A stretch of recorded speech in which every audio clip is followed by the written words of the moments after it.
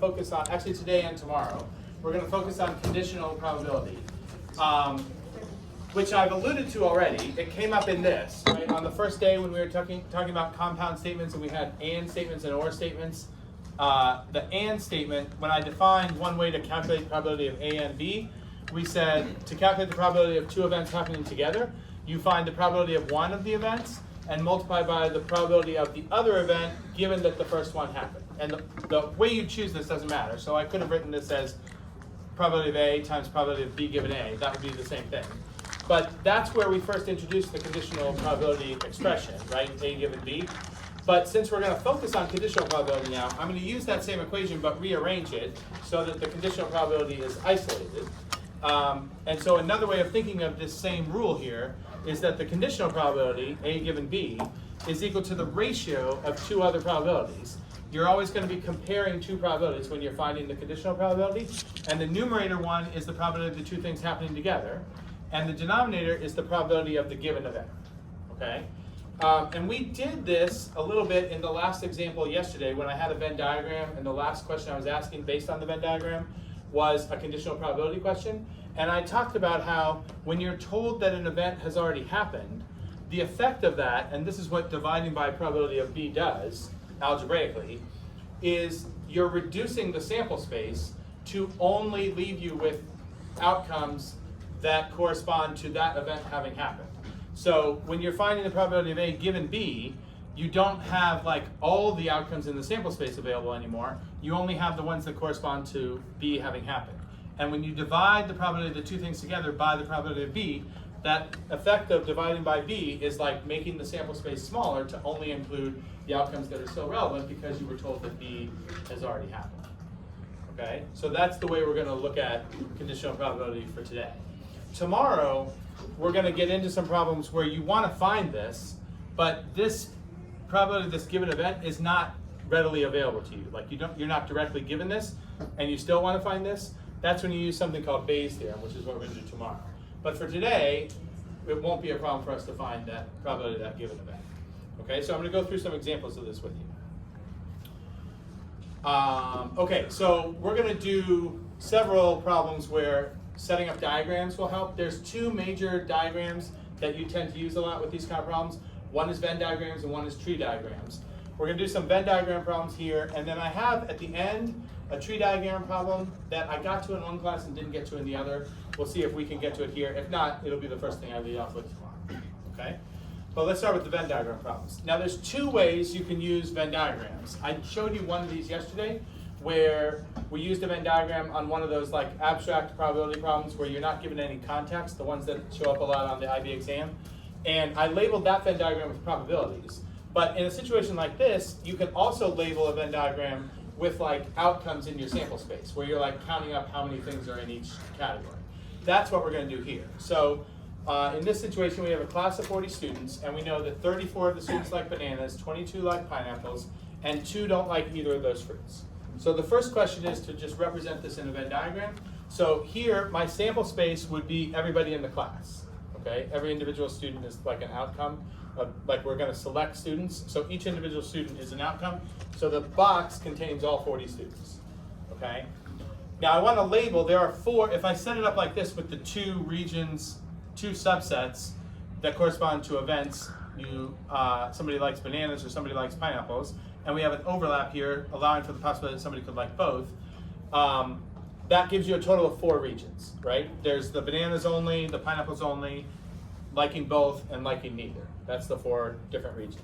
So we want to label the diagram so we know how many, in this case, students belong in each one. So I'm not labeling the probabilities this time, I'm just labeling the amounts. Okay? There's one region that we could label right now without doing any other calculations. Do you see which one we could just easily put a number in? 2 goes where? In the white box outside the rings. Okay, so that's the one we start with. Now, the other ones, like the 34 and the 22 here, they don't correspond to one region, right? Like this 34 is somehow spread over both of these regions, and the 22 is spread over both of these regions. So I'm not going to put a 34 or a 22 in here, but I can use that information and what I've already done to figure out how many should go in the other 3 regions. Now there is more than one way to figure this out. Okay, this morning I've set up the slide to figure it out in one way, but when I was asking people to explain how you would figure out the other three, the first people I got in each of the 2 classes this morning figured it out different from the way that I figured out and put on the slides. So let me ask you guys, what would you, if you have to fill in the rest of these regions, what's a way that occurs to you about how you could figure out what goes in any one of the remaining regions that we haven't labeled yet? Sanisha? You would like add the 34 and the 22, and then subtract it from the 38. Okay, so just to be clear, 34 and 22, bananas and pineapples together, that adds up to 56. But we know, since there's a class of 40 and we've already accounted for these 2, there should be 38 left in here, right? And when we add this and we get more than 38, the reason we would get more is because the overlap stuff is counted twice. So if we add these and we have more, does it make sense? We have to add these and we have to get at least 38. Okay, if we got exactly 38, there would be no overlap. But if we get more than 38, the amount over 38 we have is what's in the overlap because that's the stuff that got counted twice. So that is the way I've set it up on the slide. That would let us find the overlap first. How much is in the overlap? 56 minus 38 is 18, right? So 18. Okay, so you could figure out 18, and does it make sense? Once you have the overlap, you can use these to figure out how much is in each of the other ones, okay? Does anybody see another way to do this? Because I had people in each of the other 2 classes think of something that I didn't think of, but it involves not finding the overlap first, finding one of the other regions first. Can anybody see how you could do that?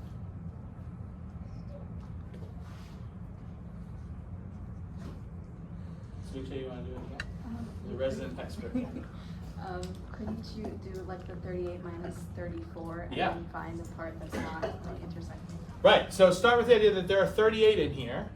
34 of those 38 like bananas, so they're in these regions somewhere. So if you do 38 minus 34, the 4 that are left, they must be in the pineapples only region. So that would give you 4 here. And then if I had 4 here and I have 22 total that like pineapples, 4 here, that means the other 18 have to be in the overlap, right? So, and then you can find if there's 18 in the overlap and there's 34 that like bananas, we can get the bananas only piece. 34 minus 18 is 60, right? So it doesn't matter to me how you figure it out, but you want to make sure you have a way to come up with what each of these numbers is. Okay? Everybody okay with that? All right, now I'm going to ask a series of probability questions that we can answer basically by just reading information off the Venn diagram. Okay, so the first one is, these are probability questions, right? Not how many questions, right? Find the probability of B and P. So that would be the probability that when I randomly select a student, the student I pick likes both bananas and pineapples. Okay? How many are in that group? How many like bananas and pineapples? 18. But 18 is not a probability, right? The probability of picking somebody in that group is 18 out of the whole sample space, which is 40. So we can get 18 over 40 or 9 over 40. Any fine with that? Okay. What about if I ask this? Probability of, how do you read this? Right, B or P. So that would be what's the chance that a randomly selected student likes bananas or pineapples. But remember, this or automatically is not exclusive, it's inclusive. So liking bananas or pineapples does not prevent you from being in this group, right? So the people in the group I'm interested in are everybody except the 2 that are on the outside, right? So that's 38 out of the total 40. Means our probability this time is 38 over 40 or 19 over 40. By the way, you don't have to simplify on the IB exam. When, like 30 over 40 is perfectly fine. That's it. They don't make you simplify. Okay, how about this? How do you read this? Probability of, okay, it's probability of B given P. Now can somebody like put that into English? Like what would that mean the way I had done the last 2? Like this is the probability that when I randomly select a student, like what? What does B given P mean? Behan? Right, so this is the probability that when I randomly select a student, if I tell you that student already does like pineapples, so I give you that information, what is the chance that that student who we know already likes pineapples, likes bananas, okay? So in this case, if it's given that they like pineapples, I'm not considering the whole 40 anymore. How many am I considering? 22. And out of only these 22, how many of them like bananas? 18. So the probability would be 18 over 22, not 18 over 40. Okay? If you want to think of this the way I just gave you the formula for conditional probability, where it's a ratio of two probabilities, the probability on the top is the probability of the two things happening together, which is 18 over 40. And then you divide by the probability of the given event. The probability of P is 22 over 40. So you would have 18 over 40 divided by 22 over 40. The 40s would cancel and we'd be left with that. Okay? All right. What about this? Do you know what the prime symbol on that second P means? Complement, which means not. So this is the probability of not P given B, which in English would mean the probability that, how would this be phrased? Given that they like bananas, what's the chance that they don't, the person you pick does not like pineapples? Okay, so what is my reduced sample space this time? How big is the group?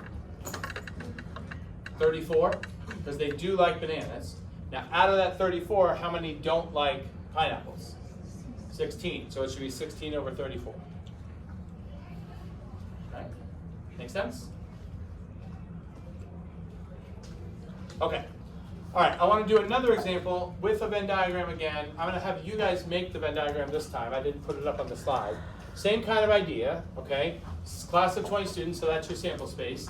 12 study biology, 15 study history, and 2 don't study either one of those subjects, okay? So the first thing is we're going to make the Venn diagram of this. So I'm going to put it on the board and you guys tell me how many students go in each group or each region.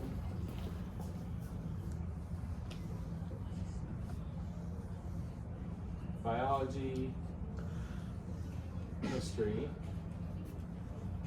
okay. All right, what's the easy number to put in here? 2, again, I don't know why I keep doing, there's always 2 left out. I don't want to leave out just one person. Okay, now, figure out some way, like what we talked about before, to label the other 3 regions. Tell me which region you have a number for and what number you want to put there.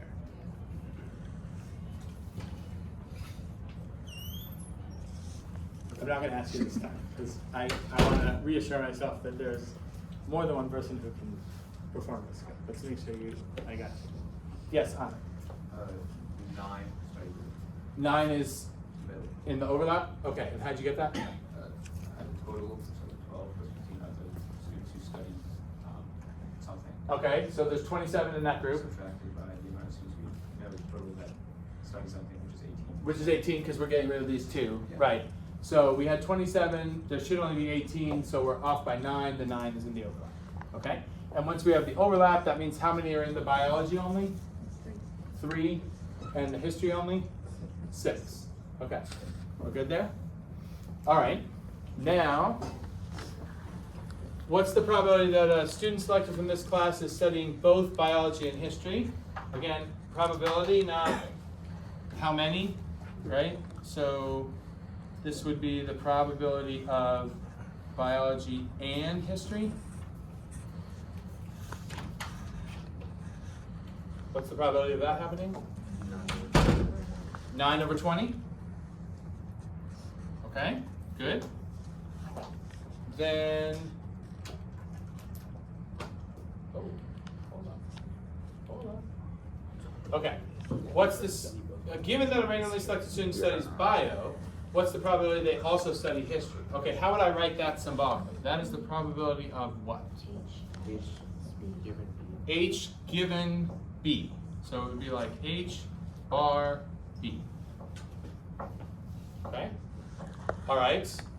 Since it's given that they study biology, what's the denominator now?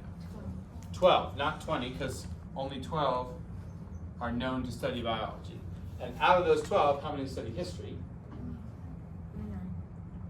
9? 9 over 12. Okay? Okay, now I'm going to ask one more question, which says, determine using the information in the Venn diagram whether the events corresponding to students in this class studying bio and history are independent events. Okay, I have asked questions like this on the probability quiz before, And I'll get answers back sometimes like, yep, they're independent because studying bio and studying history have nothing to do with each other. That's not what we mean, okay? It's not like a value judgment about how closely related you think the two subjects are, okay? There's like a mathematical way to show whether these events for this situation, we're not talking about in general the process of studying history and bio. We're talking about in this group are the events of selecting a student studying history and selecting a student studying bio, are those independent events or not, okay? So there are a couple of ways actually to calculate something that will tell you whether this is true or not. Some of the ways involve conditional probability and some of them don't. Do you remember anything we talked about related to independent events that would help here, Andrew? I'm not sure, but like at least in scenario is like if like the actual thing, so like the probability of like people in history taking history is equal to like the probability of people taking history given their something. Okay, right. So we're going to compare two things: the probability of picking somebody who studies history compared to the probability of what's your other one? Like people taking history given they also take money. Yes. Okay. So if the events are independent, what should be true about these two probabilities? They should be equal. They should be the same, because the idea is if biology and history are independent events, then when I tell you somebody studies biology, that should not change how likely it is that they study history, right? So from the Venn diagram, we can calculate both of these things, right? What does this say the probability of selecting someone who studies history is? 15 over 20, which is 3/4, right? What does the diagram say the probability of picking someone studying history, given that we already know they study biology, is? 9/12, which is also 3/4. Okay, so when these match, that says yes, these events are independent. Okay, now there's a couple other ways to do this. First of all, does it make sense? Andrew was just kind of arbitrary in selecting history here. We could have done the same thing with biology, right? So we would compare the probability of biology to the probability of biology given history and do the same thing. Now, you don't need to do both of these, right? If the events are independent, they're independent. So if this works, this is going to work too. Okay, I just want to show you that it's going to come out the same.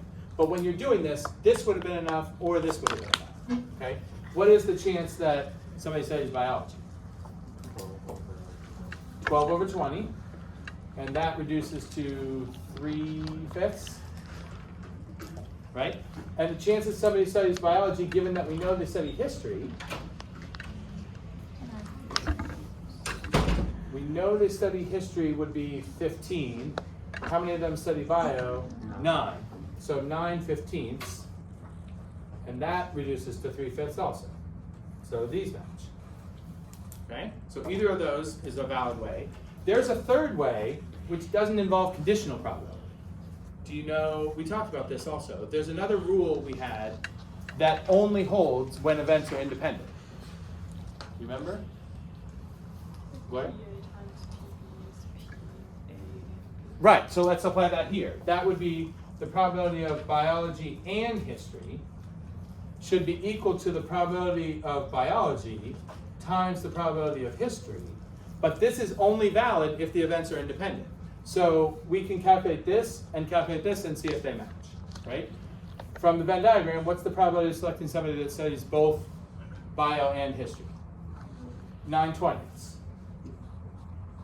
So we want to know, is that the same as the probability somebody studies biology? What is that? Yeah, it's 12, biology. 12 over 20. And that's going to be 3/5, right? But the chance that somebody studies history is 15/20, which is 3/4. And when you multiply 3/5 by 3/4, you get 9/20, which matches that, right? So you don't need to do all of these. You can just do one. If one of these works, the other ones will work. If one of them doesn't work, none of them are going to work, okay? Any of those justifies that the events are independent. And if they don't work, you know for sure the events are not independent. They're dependent. Come on. What's the one that's like PA times PB given A? That's the So we said, Or? how did you read it? Probability of A times B given A? Yeah. That product is A and B. But this is true all the time. Okay. This is not specific to the events being independent. But if the events are independent, this could be replaced by just probability of B, and that's how you get this, okay? But that's the thing that's only true. That's why these are related, right? The fact that this works out to just these things here is because these are the same or these are the same, right? So they're all related. It's the same idea, you're just looking at it in a different way, depending on which way you're doing it. Okay? Make sense? All right.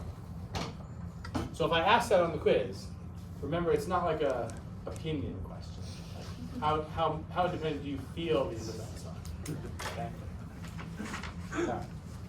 Okay, I want to do one more of these because these kind of questions come up on the exam all the time where they just no context at all. They just say there's some events, here's some probabilities, and they ask you for the probability of some related event to what they gave here. And usually the strategy for solving these is to make a Venn diagram.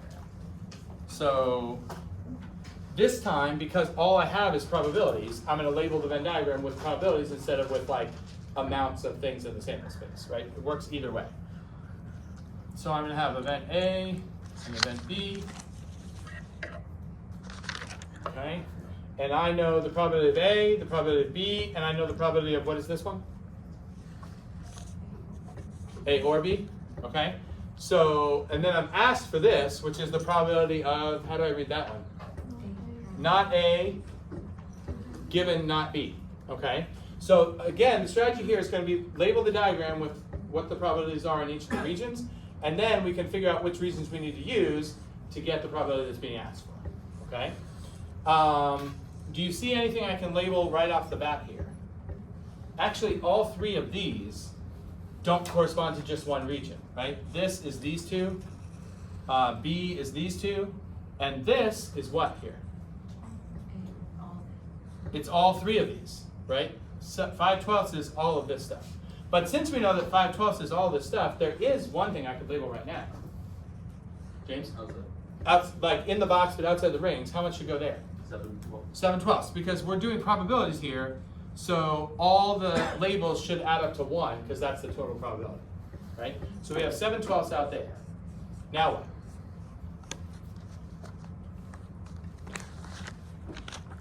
Did you subtract?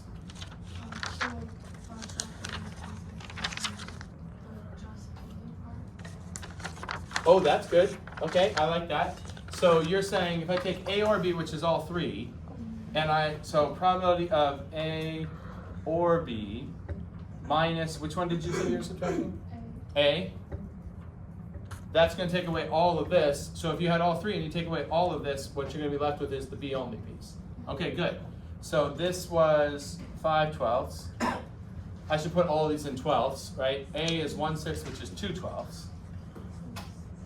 So this should be the probability. Now, how would you write that? It's not correct to say that's probability B, right? Do you know how to write that? I'll give you a hint. It's B Not given. and something. B and not A. That's B. That's how you would write B only, right? It's B, but without the A stuff. That's B only. Mhm. Isn't that not A? Doesn't that also include this outside? Yeah, but this says you have to be in both. This is an and statement, right? So it's got to be in B. So you start with the ring of B, but then it also can't be an A. So you're starting with this, but then you're eliminating that. That gives you only this. Okay? It's not or. It's and. So what did that come out to? 3/12? I know it's 1/4, but it's probably easier to leave all these things as 12ths. Okay, so, but then we know that B altogether is 1/3, which is how many 12ths? 4/12, but 3 of the 12ths are already accounted for here, so that only leaves how much for the overlap? 1/12. And then, if you see this, we have 7, 8, 11 12ths already accounted for. So this is the only other region. It must be the rest of the probability, which is 1/12. We can also double check. A altogether is supposed to be 1/6. 1/12 and 1/12 is 2/12. That's 1/6. So we have everything identified. Okay. if you don't recognize to do this, I like that way. Nobody in either of the first two classes mentioned doing it that way. The other thing you can also do that goes with the formula that's in your packet, remember we said probability of A or B is probability of A plus probability of B, but then minus, because we overcounted, A and B. Okay, that formula is in your packet, and this has 4 things in it, but 3 of them we know already. So if we substituted the 3 we know, we could just solve for the one we didn't know. That would be getting the overlap first, right? But once we have the overlap, we could get these other 2. So it's the same as when we're doing the other Venn diagrams, right? Once you find one, you can find the other ones, and there's more than one way to find one of these at the beginning. Now let's figure out how to do the thing we're actually asked for. What's the probability of not A given not B? And I said the main thing I want you to come away from today with conditional probability is that every time you're asked for a conditional probability, it's the ratio of 2 probabilities, right? On the top should be the probability of what? No. Like probability of one thing given another thing is the ratio between the probability of, what is the thing in the numerator? Not A and not B. Yeah, the probability of the 2 things happening together, which here are not A and not B. So it'd be probability of not A and not B. But then your denominator, what you divide by, is the probability of the given event, which here is not B. Okay? Now, we should be able to just read these things off. Where in the diagram is not A and not B? You have to be not in A and also not in B. That's only the stuff outside here, right? So that's 7/12. And then not B, where is not B in here? You can't be in B. So this is out. This is also out because it's in B. But this is okay, and this is okay. So all of that is not B, which is 8/12. Right? So you have 7/12 over 8/12, but the 12ths will cancel, and you'll just have 7/8. Make sense? Okay. I do have a tree diagram one, see? But we don't have time to do it. So we'll do that tomorrow. Okay? That's where we'll start. Okay?